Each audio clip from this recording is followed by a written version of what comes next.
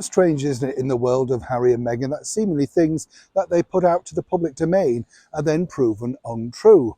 But the bigger problem now that's emerging over the last few days since it aired, and apparently was the most streamed documentary in the history of Netflix. When you think about it, it's not much of a feat though, is it? How many documentaries have Netflix streamed?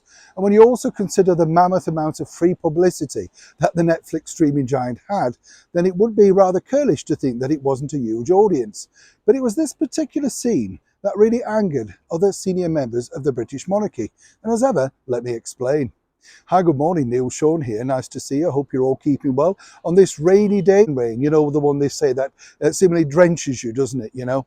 And the bottom line is you're only out of here for 2 minutes. No, you're going to tell me off. I've got a scarf. I've got a hat. Don't worry. I'm quite warm and all that sort of stuff. But as ever, we have to hurtle on to your breaking world story of the day. It's interesting to note with this particular story, as I say, because when it first aired, it created quite a lot of controversy, as one can imagine. You remember the scene where Harry held up his phone saying, "I've just received a text from my brother." And it was very much like out of a reality TV show, wasn't it? The Kardashians, you know, dramatic music, thundering drums, that sort of stuff. We never actually quite saw what was on that text. And as we told you before, it was a little bit debatable as to whether the text was true or not.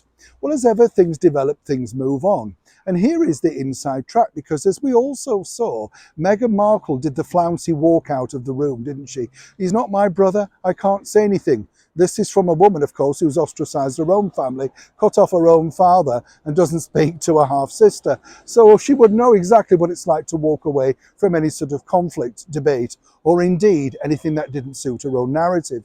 But according to a very good source at Buckingham Palace, and as ever we have to say allegedly, it appears that Prince William has not sent a text to his younger brother, Prince Harry, for over a year. Now, considering the fact that this particular footage was filmed in that rented accommodation and not their own home, as was led to believe, another narrative that didn't seemingly fit in with the truth, where exactly and who exactly was texting Prince Harry? Was any of this true? What was on the text? Now, as you can imagine, this was particularly hurtful for the Prince and Princess of Wales, particularly at this time of year, the festive season, when forgiveness is in full bloom. But more importantly, as ever with Meghan and Harry, and as seemingly their director Liz Garbus, who prior to this had seemingly had also something of a stellar career, not so much now, as one can imagine, what was exactly on the text? Did we ever really find out? And what was the reason why Meghan decided to flounce through the door? Sans makeup with big dramatic exit. Either way, now people over here, particularly in the United Kingdom, the Commonwealth, and seemingly the rest of the world, are open to the fact that this particular documentary was not all what it seemed. And more importantly, as ever, as we like to say here on the show, perhaps they should have inserted the line which they do on many reality shows now, constructive scenes, or constructed scenes, should I say.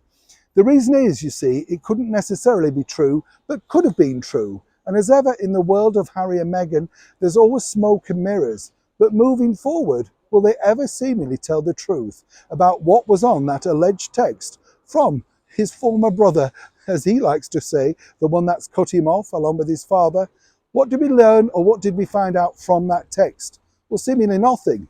But over here in the United Kingdom, what does appear to be is that no one had that sort of communication with the former royal known as Prince Harry for some time. The reason being is he kept changing his number, so nobody truly knew exactly who to contact.